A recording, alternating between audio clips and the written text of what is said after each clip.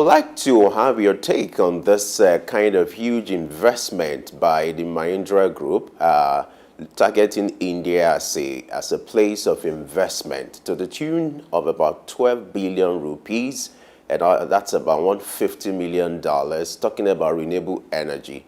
Talk to us, why is it so important for a nation or a group of persons to invest in this kind of project? Yeah, so thank you very much. That kind of investment is actually needed at this time. But like the conversation has been going on, the world needs to quickly transit from the current mode of energy supply or energy production, which has been around fossil fuel. Science have said that if we are to have a planet, a place for us to live, we have to limit the amount of greenhouse gas we are emitting to the atmosphere and ensure that the temperature does not rise above the 1.5 degrees from the pre-industrial era. But as we have seen already in the past 10 years, the temperature has been on the rise, and each year has become the hottest year after each other. And I believe, as you can see, or you can remember, in February and early March, we experienced a new or a very hot heat wave around Nigeria. All of these are impacts arising from our fossil fuel addiction. So for a company partnering with a nation to invest money in renewable energy, it's a good idea because that would help this transition process we are talking about. Because the transition has always been, or that people have clamored for, is that we transit from dirty fossil fuel into clean renewables. And this is an opportunity, and it's also a learning space for Africa to look into and see how best we can also tap into this kind of investment coming up. Now, you're talking about India's move to transit to renewable energy. Now, what they plan to do with this project is have a mix of both solar and wind energy, generating about 460 million kilowatts per hour of power. Do you think this will be enough to generate power if they were to transit fully away from fossil fuel? And for countries on that path as well, do you think a time will come where they will be able to fully transit away from fossil fuel? Yes, definitely the way the world has been programmed, or the way the world has been shaped. When new forms of energy come that have been more beneficial to the people of Earth, humans naturally transit. Before the advent of fossil fuel, there were different forms of ages or different ages. We had the Stone Age, which preceded the fossil fuel age. When humans discovered that they could use coal, they could use petroleum products, they had to change, it transited. But now what we are seeing, that transition that we did is already impacting on us negatively. And for us to have a place, we need to transit. So that transition is already happening and would happen whether or not we like it, or whether or not we are prepared for it. That transition is already happening and will continue to happen and will take shape in due time. But for the conversation with respect to Africa, Africa needs to sit up and define for herself what she wants. Pardon me using she, because I believe Africa is a mother, call it Mother Africa, Mama Africa. So just pardon me to use she. So Africa needs to sit down and look at it. We cannot talk about transition in Africa without looking at how this transition would work for us in Africa. India is already creating a pathway for themselves, trying to see how best they can go on that trajectory of transiting. And you can see the investment this company is trying to make. But for us in Africa, there's need for us to sit down and look.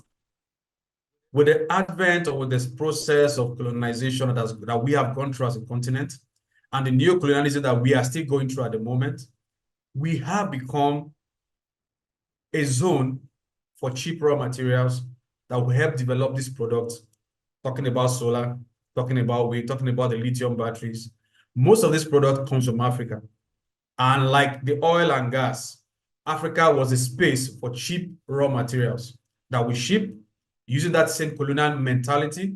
We ship from Africa, we exploit from Africa without little or no production done, we ship it out, and we import back finished product.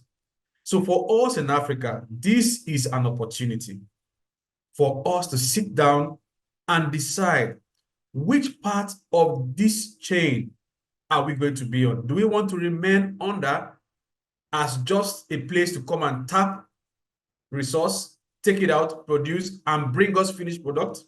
It's time for Africa to determine how they want this to happen. Because in the regions where the critical minerals for this renewable energy is being exploited, the stories are not different from what is happening in the Niger Delta, for example, where oil has been exploited for over 60 years. The devastation there is even worse than we have seen in the Niger Delta. And in many parts of Nigeria, people are already rejoicing and singing that they have found lithium, they have found different forms of these critical minerals in Nigeria. Exploiting for these minerals is very far different from exploiting for fossil fuel. It's more disastrous. For you to get some good proportion of those minerals, some communities will have to be evacuated. So you know what that means? Displacement of people from their land, livelihood, and their ancestry. That needs to be caused. So Africa needs to determine and need to sit down and have an agenda for Africa, made for Africa. And this transition cannot happen in Africa without finance. We have heard the African governments, different for us, saying that they want to use gas to transit.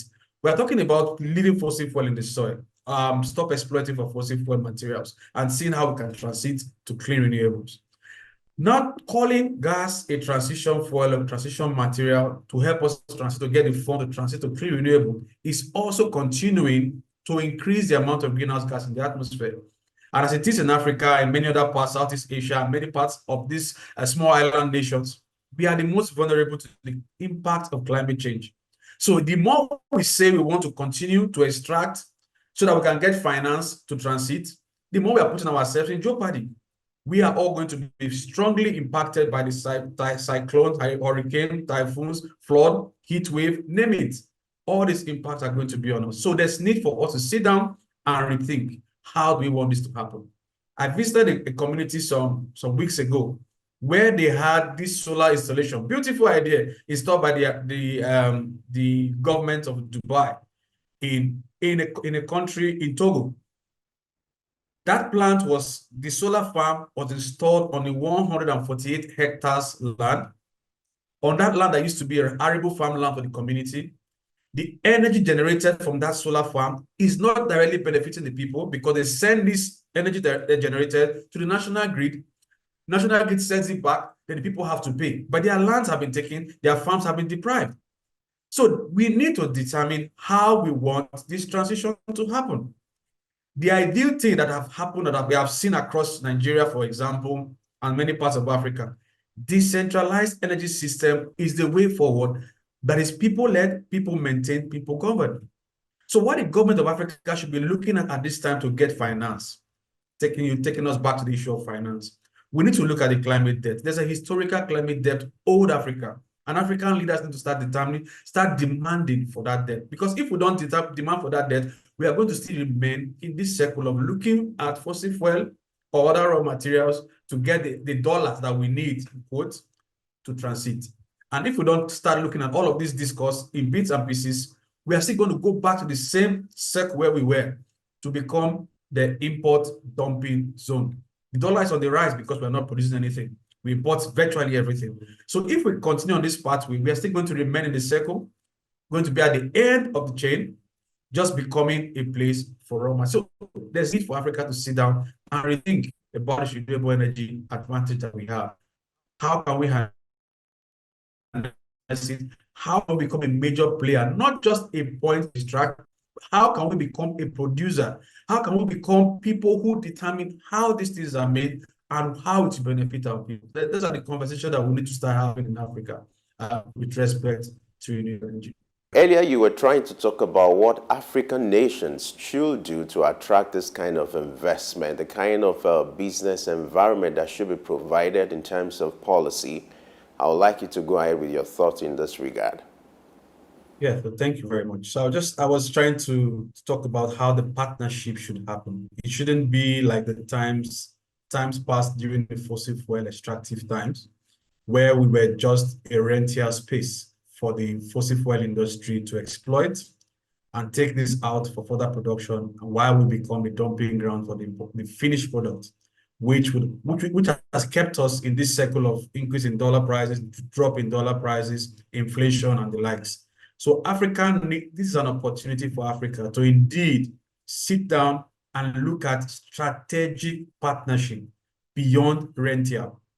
We have just merely been a rental space, and that shouldn't be in this new era for transition into renewables. Africa needs to sit up and become a strategic partner, not just a rental space for the companies who desire to develop.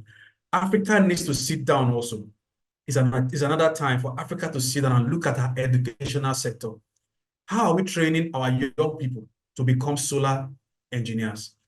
How many of us universities, secondary schools, technical colleges are building or making up curriculums that would help us be able to move the critical materials, transform them into solar panels or wind energy machines? How many of our schools are doing that? So there is need for Africa to sit down in this strategic partnership. It's a long chain. We have to look at first the educational system. How are we preparing our young people to be able to take key places and be positioned for this partnership that we want, that the African leaders should be thinking about? Then the government itself, how much are they investing in resource, in energy, or in policies into ensuring that Africa becomes a major player in this transition or in these investment partnerships that are going to come in? So there is need for Africa to sit down. We have to, you said, like there's a school of thought I really like from a man called Fadel Kabu. He said we cannot decarbonize a system that has not been decolonized yet. We are still working in that colonial system of being a place for exploitation, a port for exploitation. That has to change. Africa needs to sit down and look at how we can become strategic partners in this matter. And the other thing is, energy must be seen as a common good for the benefit of everyone. Because just imagine if a community, like a community where I live in, when I got to that community for 11 years, many people did not have power, access power. But somehow when we got together, we put our resources together, and with the partnership of the state government, we had a decentralized energy system, which is managed by us. The transformer that we bought was bought with our money. The cables that were installed was bought with our monies. We guard those equipment jealously because our investment is in it. So how can we look at how we can do decentralized people-led energy, renewable energy systems that use people to meet the needs of the people? Those are the kind of things that African leaders need to be thinking about now. Because if we just go into this investment like before, we are going to be in the same space, just becoming a resource port for extraction, and the light goes on. So there's need for Africa to sit down and think about this holistically. When we call for investment, what kind of investment, what kind of partnership are we calling for? Is it taking us back to the space of just being a rental space or becoming a strategic partner in this process of the investment? I think that's something that we should think about. All right, let me take you back to what you talked about earlier, which is climate debt, that Africa should cash in on that. But so far, some funds have been released, some monies have been donated to Africa by countries who were seen to be wealthier and responsible for much of the greenhouse gas emissions in Africa. Now, do you think that for what Africa has received regarding that has been judiciously used? And when you talk about Africa actually doing something, attracting investment, the fund that India has received for this project was actually invested by a Canadian pension fund. Here in Nigeria, we have pension funds and we also have other kinds of investments.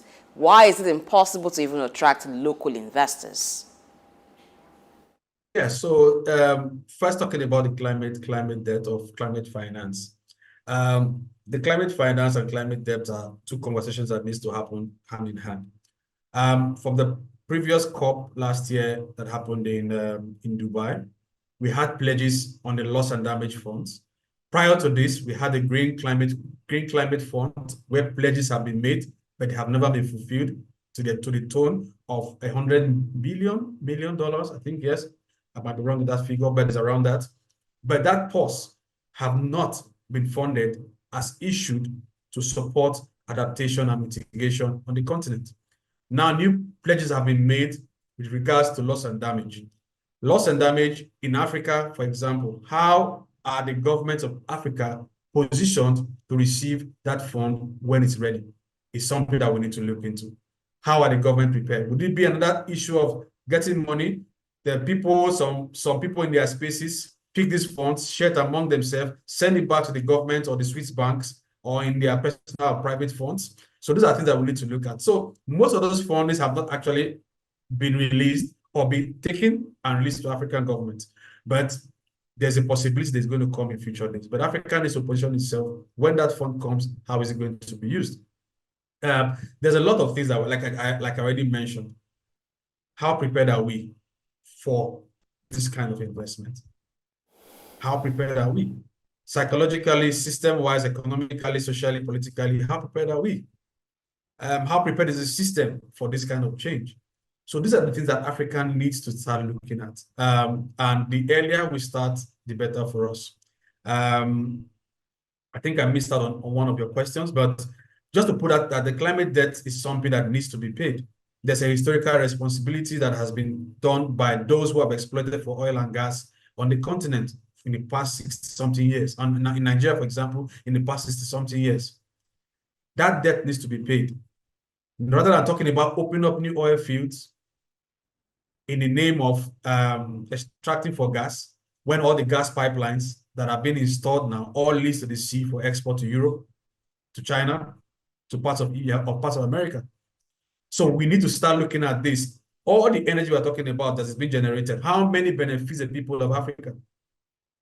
How many benefits the people of Nigeria?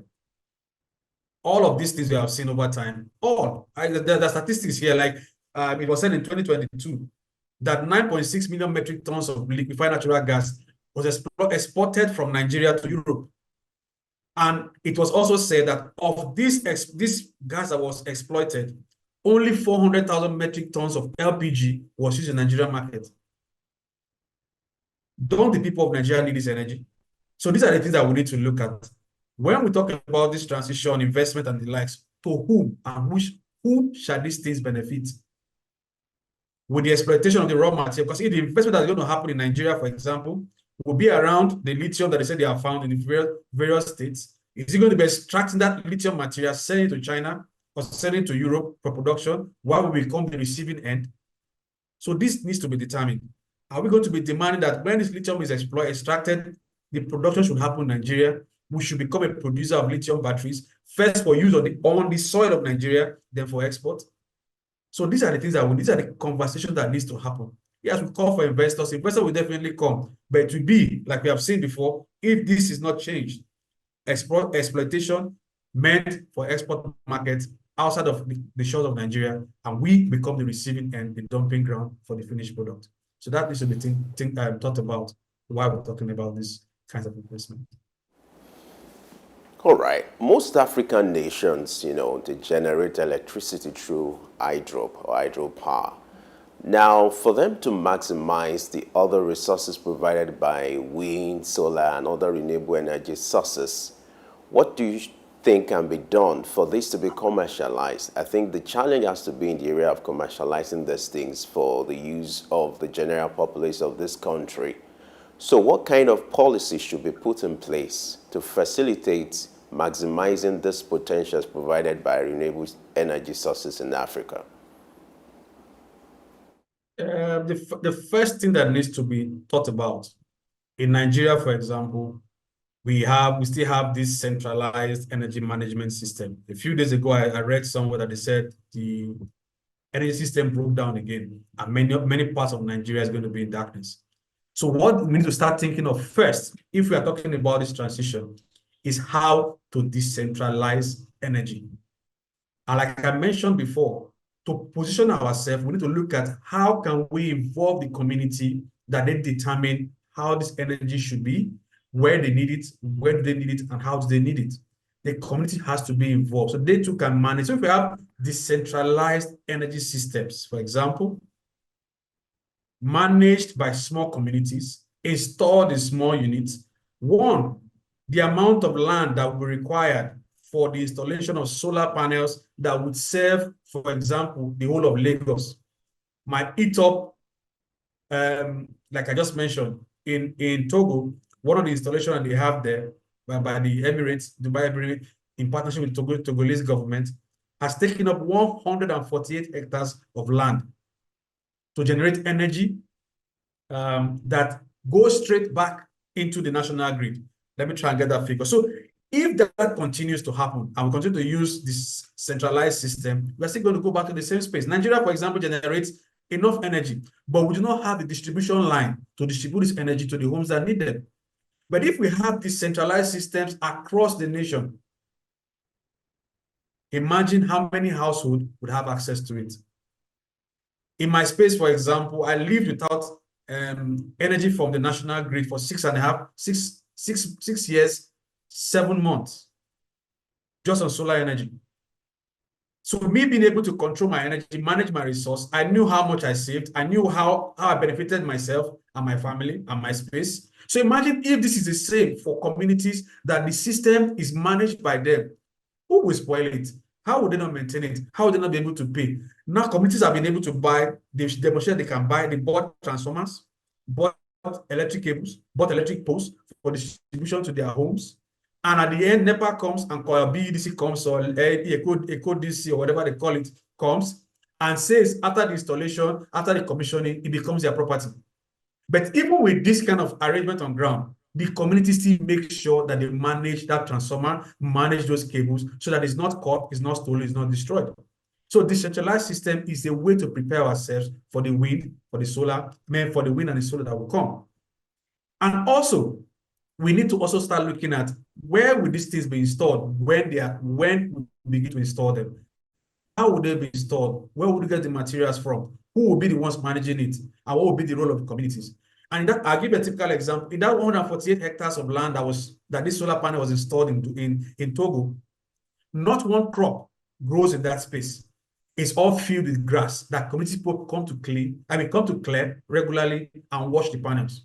What if we find India, they're talking about now, India is already modeling a system where they're going to have integrated farming system with the solar farm.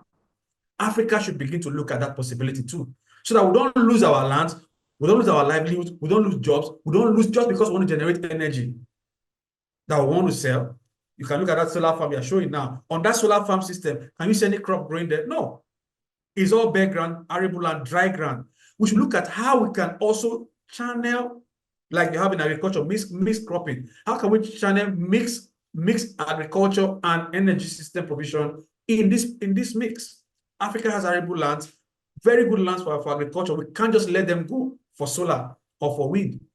We have to also think about how we can use the land while we are installing it for energy to benefit the people and benefit the government. So these are things that Africa needs to look at in this transition. And this can't happen by the government alone. Our young people also needs to be put in line in that pathway to begin to develop models that we can use to benefit the people, benefit the government, benefit the investors. And that way, if we begin to look at these strategic partnerships, I think we'll have something to be grateful for in the nearest future. These solutions that you just recommended now, would they require foreign technology, or there are homegrown solutions to power this? And as well, for the other issues that you talked about, what Nigeria or Africa should be doing in terms of its primary resources and attracting investors so that it benefits both Africa and investors, does some form of legislation, does Africa require some form of legislation to put on paper what should be done in terms of export? I'll give you an example. For LNG, we'll find that even the company who does that mostly exports 70% of it. And even from the setup of such companies, it is stated what they will be doing. Do we need some form of legislation to order what it should be like? And for the technology needed, are they homegrown solutions to it? Yeah, so that you just further buttressed my initial position. 70% for export, 30% for use. Who does that benefit at the end of the day? We're talking about a continent where over 500 million or 600 million people are without energy. And all we're thinking about in Africa all the time, like was in agriculture, is for export, cash crop, cash energy. If I would use that word, cash energy, what would generate money? When the people on ground themselves are not benefiting from the energy system, they are not prioritized in the energy system, in the energy mix, there's a problem already. So we are not short of legislation on the African continent, sadly, or interesting to say. We are not short of legislation at all. We have a lot of this. It's just for us to sit down, or legislators to sit down, just beyond going to the House of Assembly or the House of Rep or the National Assembly, to sit down and take some pay and go home. We need to sit down and review these documents. Look at the legislation. How can we bend them? How can we smooth them? How can we interconnect them to make sure that we are benefiting from it? And we are positioned not to be I've been saying this since the beginning, not to be a raw material resource pot, but to be a strategic partner, one who also benefits. So if you say we are extracting, first, that 70% should first benefit the people. It should first benefit the people before talking about export. If there's energy on the continent, if there's energy in Nigeria, Nigerians are not lazy. Nigerians are not short of creativity. Nigerians are not short of innovation. But because many lack, just imagine the amount people spend on diesel. Small companies who just started, the amount they spend on diesel every month. And now with the increment in the electricity tariff, over 300%, how will these businesses thrive? How will they survive? What is the government doing? What policies are they putting in place? What policies are they implementing so that small businesses, big businesses can survive and thrive in the land? Those are things that needs to be looked into, not just for export, calling investors all the time, come and invest and so taking out of the continent or taking out of Nigeria. We should look at the investment we are calling. How will it benefit the people first before talking about outside? That's how part of our agricultural system crashed, because we left food crops that would benefit people, and farmers started looking at how they can plant cash crops for export. Later, they came back and said Africa is hungry. So all of these are things that the government needs to see, and the government knows what to do. The homegrown solution, we have them. It's not rocket science. It's already available. It's something that the government needs to start from our educational system. How can we program young people to be interested in these things and to stop thinking about only, I want to be a doctor, I want to be a mechanical engineer, I want to be in paper. Not many want to think about, okay, in my course of being an engineer, and in my course of being a geologist, in my course of being this, how will I use this new energy system coming up? How will we tap into it? How can we become positioned to be a production system? Because until we start producing, we will keep experiencing this inflation. So these are things that the government needs to look. We don't lack policies. Policies are there. But it should not be that whatever we are looking at is mainly for export to the colonizers. No, it should be first for our use. Them in the US, them in Europe, them in China, whatever they produce stays first with them, benefits them first. It's the leftover that they send to us. So this should not be the case, that we are always on the receiving end and not in the place to demand how these things are going to go out. So we should leave that mentality of being a rentier state to being a strategic partner in whatever investment is coming in to benefit the country, to benefit Africa. Then we can think about the rest for export. That way, I think we can help ourselves. All right, now let's talk about business. Let's look at the investment opportunities in renewable energy for individuals, for private organizations, entrepreneurs who are watching and would like to invest in renewable energy. What would be your recommendation on the level of investment? What would be the potential, and what would be the opportunities for these investors, especially in Nigeria? It's huge, my brother. The investment opportunities are huge. I know communities where I live who for 9 months, some 10 months, have not seen electricity supply because their transformers had issues. And what I have noticed in those areas in these 10 months, the number of homes that have installed solar panels on their roofs has increased drastically, from a few of us having it now to a lot of us having solar panels. So what that means is those small businesses who have gotten maybe a resource or whatever to invest in solar panel importation, solar batteries, sales, and installation, They're already positioned for the energy transformation that's already happening. They're already helping homes to become energy sufficient, energy independent, and energy free. So if we have more investment, instead of pushing subsidy to fossil fuel extraction and the likes, and we've always heard that there's no more subsidy in petroleum products, whatever, but we know it's still there. Why not channel these subsidies to the, for now, before we become producers, to the importation of these solar panels, batteries? Because, for example, I have a friend who decided to start up a solar business.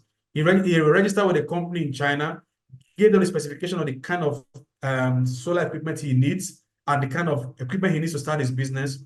It took him close to 6 months after the arrival of that goods at the Tinkan Island to be able to clear them and get it back to his business place. And the amount he paid for clearance was almost close to the amount he used for buying those things. So at the end of the day, how would that guy come to the market and sell them? He's going to definitely sell them to make profit. That would be ×2 of whatever he bought it from. And how many Nigerians can afford to buy that? So the government should think about how can we make this investment in solar, in wind, in batteries attractive so that more people will invest in it. Then, like I said before, how can we think about creating opportunities for people to be able to set up their own production line? What will be required? How can citizens partner with government to develop this kind of production states in Nigeria, where people are producing these solar panels, people are producing the batteries? We have seen how Nigerians, many have become, because some of the batteries die. When they die, we see how some Nigerians have been able to recycle these batteries for use again. So that shows you that there's potential on ground. All they just need is support. All they need is serious support and enabling environment for them to be able to harness the skills and potential that they have. So the government, the opportunity is there. Opportunity is there. And those who are already using the solar system already now, they know how energy efficient it is, how cost efficient it is for them, and how they are benefiting from it. So I believe if the government supports small-scale businesses, big-scale businesses, subsidize these products, and create room for these products to be made on the continent or in our nation, it's going to change dynamics. So there's potential there. There's potential for investment that will benefit people. Solar is just one of the renewable energy that we can have, but there are others. There is wind. Should Africa be looking at others? What kind of arrangements should be done to ensure that the energy mix in Nigeria and in Africa is arranged in such a way that all of them are linked and it is stable and affordable for everyone to have? Yeah, like I said, like in the north, for example, where the winds are stronger and where they have some, in quotes, lands that are not as productive as those that they have in the farming area, that can be invested in. So, like you said, is to look at the whole country as a whole, look at the different potentials available. Where is the sun higher? Where is the wind higher? How can we use, because if you look, the central system that we generate energy into is a central port. You generate it from different parts of Nigeria, sent to that central port for distribution. And we don't have enough distribution lines to take this energy to where it's needed. So why not decentralize? So we can do this regional distribution in areas where they have strong wind, strong sunlight, fix some of this equipment there. Develop technical know-how on how to repair this equipment, how to manufacture this equipment in those regions. And also look at how we can exchange between states, between communities, this kind of energy be generated. So the potentials are there. It's just for us to sit down as a nation, be strategic in our thinking, look beyond just creating investment for export, look at investment for benefit of the people. First in Nigeria, is there a crime if the 200 million Nigerians have 24/7 power? There's no crime. But for this to happen with our central system, it won't work.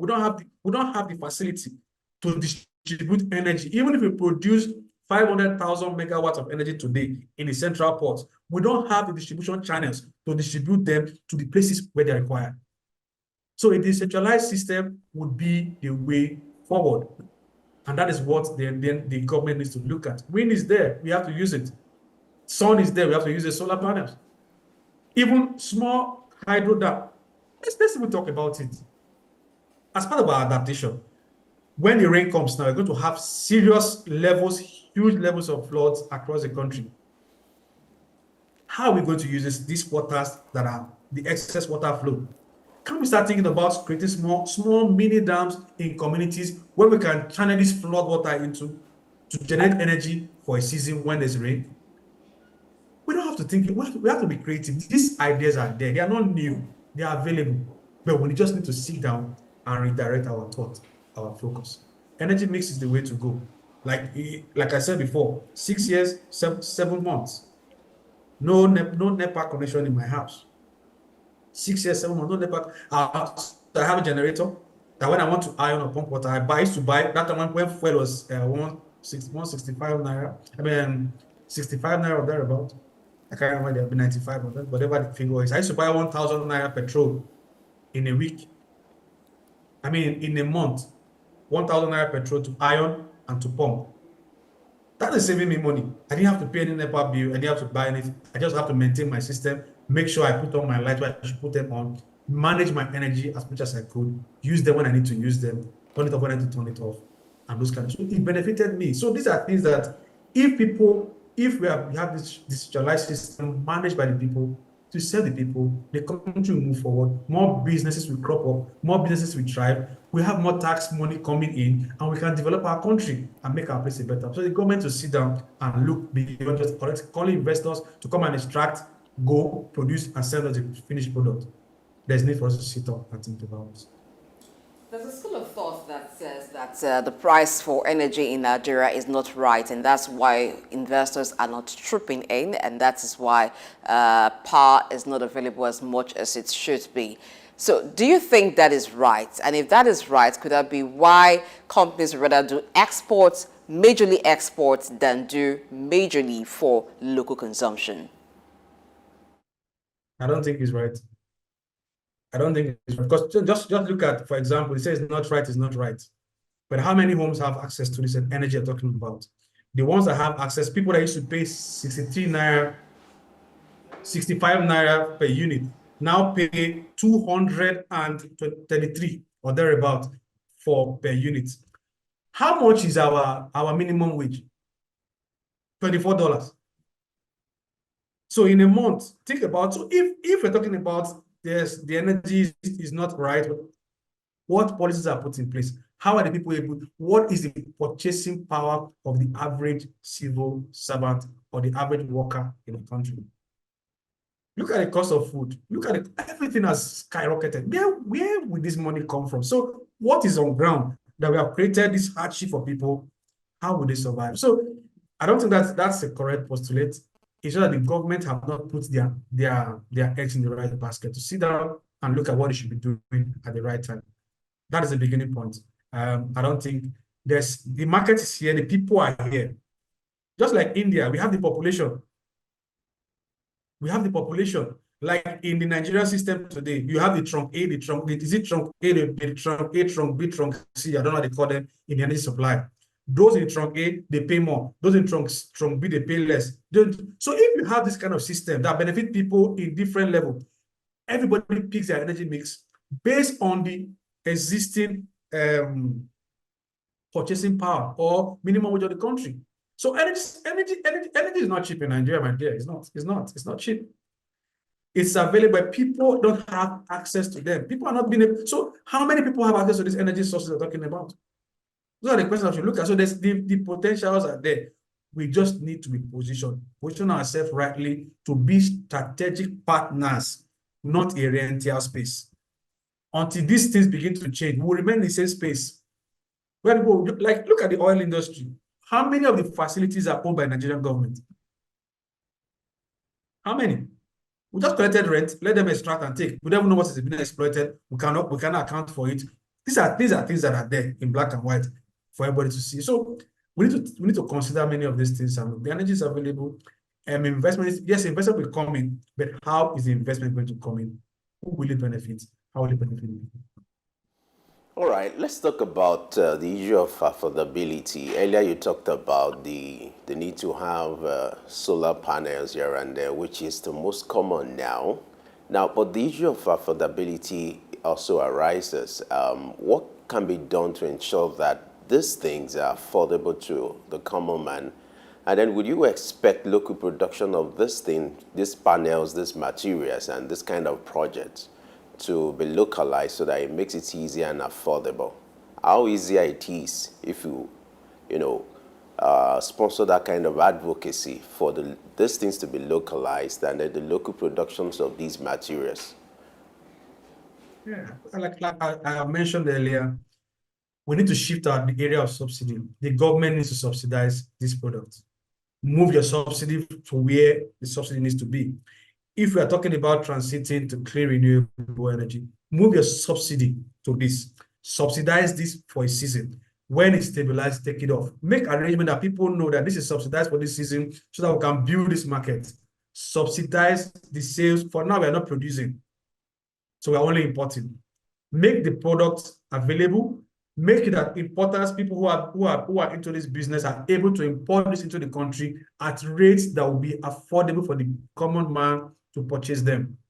Subsidize the cost. The cost of battery, for example, went from 65,000 to 144,000 to 345,000 to 500,000 for one battery. How many Nigerians can afford that? So now all this happened because of the import duty, import cost, dollar hike, dollar hike, dollar hike. And all of this impacted on the prices of this commodity. But if the government has a regulatory body, excuse me, that manages the cost of these materials, why this is happening? Because there's no strong regulatory body that will control the price of this product. Two, or first and foremost, the importation, when it comes in, how much import duty is placed on batteries, how much import duty is placed on the panels, how is it subsidized for the businessman who is importing into the country so they can sell them at affordable prices for the people and also make a profit out of it. Those kind of subsidies need to be put in place. Then the government needs to also, just like the way you have the agricultural loan facility that benefits agricultural farmers, we also start thinking about, can we put in place financial opportunities that would help scale up the production of these materials locally? Look at India. India, we're making reference to. India sent out their youths to US, to Europe, to China, to different parts of the world to go learn about IT. And after they were done, they pulled them all back. There was a partnership between the government and citizens.